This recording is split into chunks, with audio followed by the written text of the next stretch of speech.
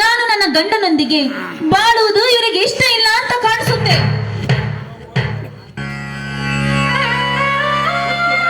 ಮುಚ್ಚು ಬಾಯಿ, ಮುಚ್ಚು ಎಣ್ಣೆ. ನೀನು ಬೇರೆಯವರ ಯೋಗ್ಯತೆ ಮಾತನಾಡುವ ನಿನಗೆ ಯಾವ ಯೋಗ್ಯತೆ ಇದೆ? ಏನೆಂದೆ? ಶಾಲೆಯ ಮುಖವನ್ನೇ ನೋಡದ, ಅಕ್ಷರದ ಅರ್ಥವೇ ಗೊತ್ತಿಲ್ಲದವನಿಂದ ನನ್ನ ತಮ್ಮನಿಗೆ. ನೋಡಮ್ಮ, ಹಾಲಿಗೆ ಉಕ್ಕು ಬರಬಾರದು, ಹೆಣ್ಣಿಗೆ ಸೊಕ್ಕು ಬರಬಾರದು ಅಂತ ಹೇಳಿದ್ದಾರೆ ಬಲ್ಲವರು. ಅರ್ಥ ಮಾಡಿಕೊಂಡು ಮಾತನಾಡು. ಅಂದ್ರೆ ನಿಮ್ಮ ತಮ್ಮ ವಿದ್ಯಾವಂತ ಪಂಡಿತನೇ? ಅವನು ನನಗೆ ಬುದ್ಧಿ ಹೇಳಬೇಕೆ? ಅವರಿಂದ ನಾನು ಬುದ್ಧಿ ಕಲಿಯಬೇಕೆ? ನೋಡಮ್ಮ, ಅಲ್ಪ ವಿದ್ಯೆ ಮಾ ಗರ್ವಿ, ಇದು ಒಳ್ಳೆಯದಲ್ಲಮ್ಮ. ಅಷ್ಟಕ್ಕೂ ಹಂಗಿನ ಅರಮನೆಯಲ್ಲಿ ಕುಂತು ಓದಿರುವುದು ಒಂದೇ ಒಂದು ಡಿಗ್ರಿ ಮಾತ್ರ. ಇಷ್ಟಕ್ಕೆ ಎಷ್ಟು ಜಿಗಿದು ಮಾತನಾಡುತ್ತಿರುವಲ್ಲ. ಗುಡಿಸಲಲ್ಲಿ ಕುಳಿತು ಅಂಬಲಿ ಉಂಟು. ಭಾರತ ಸರ್ಕಾರ ನಡೆಸುವ IAS ಪರೀಕ್ಷೆಯಲ್ಲಿ ಕರ್ನಾಟಕ ರಾಜ್ಯಕ್ಕೆ ಗೋಲ್ಡ್ ಮೆಡಲ್ ಇಟ್ಟಮ್ಮ ನನ್ನ ತಮ್ಮ, ಗೋಲ್ಡ್ ಮೆಡಲ್ ಇಟ್ಟು. ಅಂದಾಗ ಅವನು ಎಷ್ಟು ಜಿಗಿದು ಮಾತನಾಡಬಲ್ಲಂತ ಎಚ್ಚರದಿಂದ ಮಾತನಾಡು. ಅದಕ್ಕೆ ಹೇಳಿರುವುದು ಬಲ್ಲವರು, ಒಳ್ಳೆಯವರ ಗುಣ ನಡತೆಯಲ್ಲಿ ನೋಡುವಂತ. ಅಣ್ಣ ಹೋಗಲಿ ಬಿಡು ಅಣ್ಣ. ಈ ಮನೆಯ ಶ್ರೀಮಂತಿಕೆಯ ಬಗ್ಗೆ ಮಾತನಾಡುವ ಇಂಥ ಹೆಣ್ಣುಗಳಿಗೆ ಗೊತ್ತಾಗಬೇಕು. ತವರ ಮನೆಯ ಬುಟ್ಟಿ ಹೊಡೆಯೋಕ್ಕಿಂತ ಗಂಡನ ಮನೆಯ ಬಟ್ಟು ಕುಂಕುಮ ಲೇಸುವಂತ. ಇದನ್ನು ಅರಿತು ನಡೆದರೆ ಹೆಣ್ಣಿನ ಜನ್ಮಕ್ಕೆ ಒಂದು ಅರ್ಥ ಸಿಗುತ್ತೆ. ಹೋಗ್ಲಿ ಬಿಡಿ ಬಾವ, ಏನ ಕೆಟ್ಟ ಹೋಗಿ ಅಂತ ಮರ್ತು ಬಿಡೋಣ. ಯಾಕಂದ್ರೆ ಇನ್ನು ಚಿಕ್ಕವಳು ನನ್ನ ತಂಗಿ ಏನು ಗೊತ್ತಿಲ್ಲದೆ ಮಾತಾಡಿದಾಳೆ ಅಲ್ವೇನ್ರಿ? ಹೌದಣ್ಣ, ತಪ್ಪು ಮಾಡುವುದು ಮನುಷ್ಯನ ಸಹಜ ಗುಣ. ಆದರೆ ತಿದ್ದಿ ನಡೆಯಕ್ಕೆ ಒಂದು ಅವಕಾಶ ಕೊಡುವುದು ನಿಮ್ಮಂತ ಹಿರಿಯರ ಲಕ್ಷಣ. ನೋಡಮ್ಮ ಶೀಲಾ, ನಿನಗಿರುವ ಅನುಭವವನ್ನು ನೀನು ಅರಿತು ನಡೆದರೆ ನಿನ್ನ ಬಾಳು ಬಂಗಾರ ಆಗುವುದಮ್ಮ.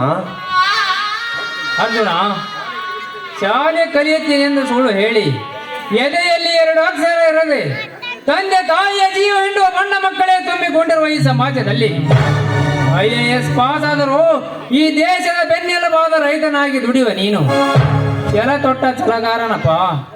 ಕೋಟಿ ವಿದ್ಯೆಗಿಂತ ಮೇಟಿ ವಿದ್ಯೆ ಲೇಸು ಅಂತ ಕಾಯಕ ಮಾಡುವ ನೀನು ಜಗಮೆಚ್ಚಿದ ಮಗನಪ್ಪ, ಜಗಮೆಚ್ಚಿದ ಮಗ. ಯಾಕಣ್ಣ ಎಲ್ಲರೂ ಒಟ್ಟಿಗೆ ನಿಂತು ಏನೋ ವಿಚಾರ ಮಾಡಕತ್ತಿದ್ದೀರಿ? ಶಿಲಾ, ಏನಾಗಿದೆ? ಬನ್ರಿ, ಈ ಮನೆಯಲ್ಲಿ ಕಾಮಂಗಿ ಹಂಗೆ ಮಾಡಿ ಸ್ವಾಮಿ ಹಂಗೆ ನಿಂತಿದ್ದಾರೆ. ಆದ್ರೆ ನಾವ್ ಈ ಮನೆಯಲ್ಲಿರೋದು ಬೇಡ ರೀ. ಬೇಕಾದ್ರೆ ನೀವ್ ಈ ಮನೆಯಲ್ಲಿರಿ, ನಾನ್ ಮಾತ್ರ ನನ್ನ ಅಣ್ಣನ ಮನೆಗೆ ಹೋಗಿರ್ತೀನಿ ಅಷ್ಟೇ. ಏನಂತೀರಾ? ಶೀಲಾ, ಅಂತದ್ದೇನಾಗಿದೆ? ನಿನ್ನ ಹೆಂಡತಿಗೆ ಬುದ್ಧಿ ಹೇಳಿದರೆ ಗುದ್ದಾಡೋಣ ಬಾ ಅನ್ನುವ ಹಾಗೆ ನಿಮ್ಮ ಅಣ್ಣನ ಬಾಯಿಂದ ಬರುವ ಮಾತುಗಳನ್ನು ಇನ್ನು ಮೇಲೆ ಇಷ್ಟಾದರೂ ಕೂಡ ನಾವು ಈ ಮನೆಯಲ್ಲಿ ಇರುವುದು ಸರಿಯಲ್ಲ. ಬನ್ನಿ, ಈ ಮನೆ ಬಿಟ್ಟು ಹೋಗೋಣ. ಅಣ್ಣ, ಎಲ್ಲರೂ ಒಟ್ಟಾಗಿ ಸೇರಿ ನನ್ನ ಹೆಂಡತಿಗೆ ದ್ವೇಷಿಸೋದು ಸರಿಯಲ್ಲ. ಅವಳು ಏನಾದ್ರೂ ತಪ್ಪು ಮಾಡಿದಳೆಂದು ನೀವು ಈ ರೀತಿ ವರ್ತಿಸುತ್ತಿದ್ದೀರಿ? ನೋಡಪ್ಪ ಶಂಕರ್, ಹೆಣ್ಮಕ್ಳ ಜಗಳಕ್ಕೆ ಗಂಡಸರು ತಲೆ ಕೊಡಬಾರದು. ಎಲ್ಲದಕ್ಕೂ ಹಿರಿಯರಾದ ಮಾವ ಇದ್ದಾರೆ.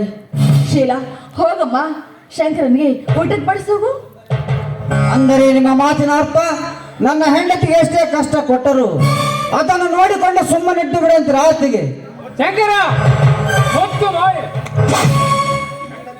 ಹೆಂಡತಿಯ ತಾಳಕ್ಕೆ ತಕ್ಕಂತೆ ಕುಣಿಯುವ ನೀನು ಒಬ್ಬ ಗಂಡಸ. ನಿಮ್ಮಂತವ್ರು ಇರುವುದರಿಂದಲೇ ಒಡ ಹುಟ್ಟಿದ ಸಹೋದರರು ಒಟ್ಟಾಗಿ ಬಾಳೋದು ಕನಸಿನ ಮಾತಿಗಲೇ. ಈಗಿಂದಲೇ ಬೇರೆ ಬೇರೆಯಾಗಿ ಬಿಡಲಿ ಮನೆಯ ಆಸ್ತಿ ಪತ್ರ ಹಾಗೂ ಬಿಡಿ ಸಾಮಾನುಗಳು.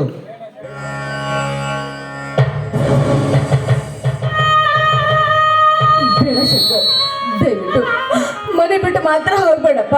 ನನ್ನ ಕೈ ಮುದ್ದು ಕೇಳ್ಕೊತಾ ಇದ್ದೀನಿ. ಶೀಲಾ, ನೀನಾದ್ರೂ ಸ್ವಲ್ಪ ತಿಳಿಸಿ ಹೇಳಮ್ಮ.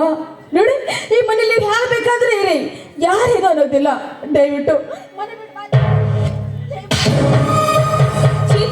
ಇಂಥ ಮೊಸಳೆ ಕಣ್ಣೀರಿಗೆ, ನಿಮ್ಮಂತ ಹುಚ್ಚರಂತ ನಾಟಕಕ್ಕೆ ಬಾಗುವ ಹುಚ್ಚು ಹೆಣ್ಣಲ್ಲ ಈ ಶೀಲಾ. ನೋಡಿ,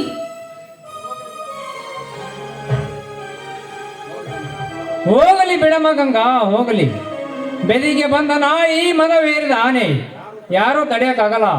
ನೋಡಮ್ಮ, ಇದರಿಂದ ಗೊತ್ತಾಗುತ್ತೆ ಗುಣ ನೋಡಿ ಹೆಣ್ಣುತ್ತಾ, ರುಚಿ ನೋಡಿ ಹಣ್ಣುತ್ತಾ ಅಂತ. ಇದರಲ್ಲಿ ಒಂದರಲ್ಲಿ ಏನಾದರೂ ಎಡವಿದರೆ ಹೆಣ್ಣು ಮರ್ಯಾದೆ ತೆಗೆಯುತ್ತಾಳೆ, ಹಣ್ಣು ಕೊಳತನಾರುತ್ತೆ. ಇಷ್ಟೇ ನಮ್ಮ ಜೀವನ.